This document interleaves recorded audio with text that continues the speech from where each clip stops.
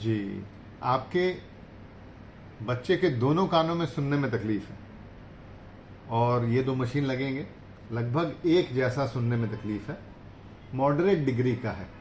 यानी कि ये जो मैं बात कर रहा हूं बच्चे को सुनाई तो देगा, पर बिल्कुल हल्का सुनाई देगा और कई एक उच्चारण बच्चा सुन नहीं पाएगा।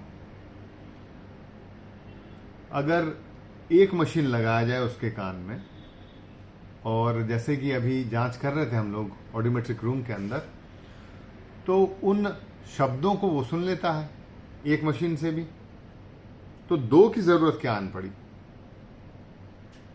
आपका सवाल वाजिब है, पर अमूमन जब बच्चा अपने स्कूल में होगा, कक्षा में होगा, तो ऐसा तो नहीं है कि वो एक ऑडियोमेट्रिक रूम के अंदर या एक शांत माहौल में बैठेगा। स्कूल होगा, शोर हो रहा होगा आसपास, कभी शिक्षक इस तरफ से बोलेगा, कभी शिक्षक इस तरफ से बोलेगा। तो जो सुनने की जरूरत है वो बिल्कुल अलग हो जाती है ऑडियोमेट्रिक रूम के बाहर और ऑडियोमेट्रिक रूम के अंदर, क्योंकि बाहर कई एक आवाजें, कंपीटिंग नॉइस जिसको बोला जाता है, वो आ जाता है। उदाहरण के लिए जब ऑडियोमेट्रिक रूम में हम लोग बैठे हुए थे तो शरीर के अंदर का 1 बज रहा था, तो भूख लग रहा था, तो शरीर के पेट के अंदर का आवाज भी सुनाई दे रहा था हमें, क्योंकि आसपास का जो वातावरण है वो साउंड ट्रीटेड है। 15 डेसिबल, 7 डेसिबल, इतना नीचे आवाज है आसपास, तो बड़ी स्पष्ट तरीके से आप मेरी आवाज समझ सकते हैं, क्योंकि बैकग्राउंड का जो नॉइज है वो बहुत नीचे है, सिग्नल काफी ऊपर है। कम से कम 6 से 10 डेसिबल ऊपर होना चाहिए सिग्नल, या मेरी आवाज कम से कम 10 डेसिबल ऊपर होनी चाहिए, ताकि मेरी आवाज स्पष्ट सुनाई दे और आसानी से आप खूब देर तक उसे सुन सकें। है ना, जैसे आप टीवी देखते हैं तो भाई अगर उसमें किच किच किच किच आवाज, अगर क्लैरिटी नहीं आता तो तंग आ जाते हैं और बोलते हैं ना बाद में देखेंगे। क्यों? दिखता थोड़ी नहीं है, दिखता तो है लेकिन स्पष्ट नहीं दिखता। वैसे ही अगर टेलीफोन में आवाजें टूट टूट कर आ रही हैं तो आप ज्यादा देर तक नहीं बात कर सकते हैं। एक होता है सुनना, एक होता है सुनकर आसानी से समझना। तो सुनकर आसानी से समझना तभी हो पाएगा जब आपका सिग्नल नॉइज से काफी ऊंचा होगा। एक विशेष बात यह होता है कि अगर हम एक कान से सुनते हैं और अगर उसी बात को दोनों कानों से सुनते हैं तो दोनों कानों का असर कुछ ऐसा होता है कि 6 डेसिबल आवाज ज्यादा हो जाता है सर के अंदर।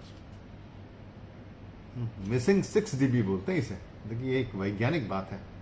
तो जो सिग्नल टू नॉइज रेशियो हमें 10 डेसिबल का चाहिए ऊंचा, 6 डेसिबल तो दोनों कानों के होने से मिल जाता है सिर्फ, और 4 डेसिबल तो कहीं से भी जुगाड़ हो जाएगा। तो पहली कमी जो बच्चे को हो जाएगी वो हो जाएगी ईज ऑफ लिसनिंग को लेकर, क्योंकि स्कूल में तो हर चीज मौखिक है या बोल के सिखाया जाता है, पढ़ाया जाता है। तो जरूरी है कि बच्चा सुने सब चीज को साफ साफ, स्पष्ट स्पष्ट, और आसानी से सुने, देर तक सुन सके, तो उसका दिल भी लगा रहेगा। इसलिए 2 मशीनें चाहिए, पहली वजह। दूसरी वजह, अभी मैं देख रहा था कि लुक्का छुपी खेल रहे थे दोनों भाई बहन यहाँ।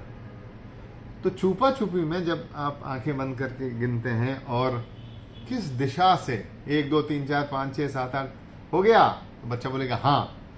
जब वो हाँ बोलता है तो किस दिशा से आवाज आई, उस दिशा को पता लगाने के लिए दोनों कानों की आवश्यकता है। इसे लोकलाइजेशन बोलते हैं।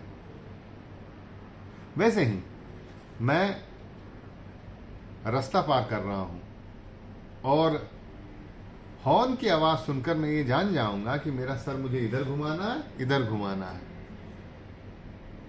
अगर वही 3-4 मिली सेकेंड की देरी हो गई मुझे सर घुमाने में, हो सकता है कि गाड़ी टक्कर मार दे। तो लाइफ सेविंग स्किल्स भी हैं। लोकलाइजेशन बहुत जरूरी है।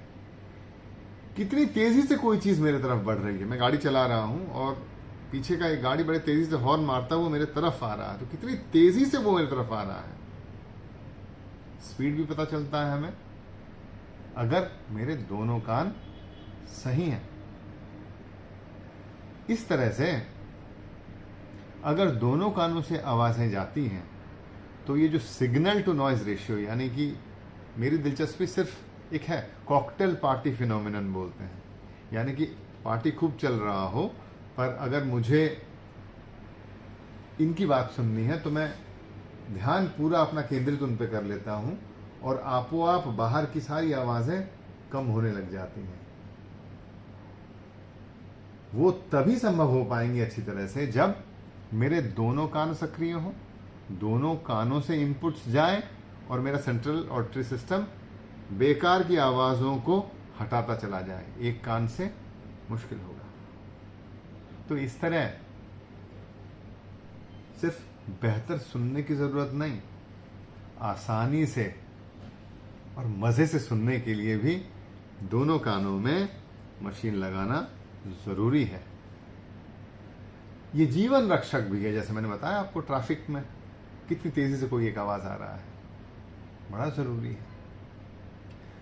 हम जब बात करते हैं तो हर एक उच्चारण एक जैसा नहीं होता। उदाहरण के तौर पे उच्चारण, इसमें उ जितना तेज है च उतना तेज का नहीं है, वो धीमा हो जाता है। तो बस हो सकता है बच्चा ऊ तो सुन ले, उआरण ऐसे सुने। अगर उआरण ऐसे सुनेगा तो बोलेगा भी उआरण।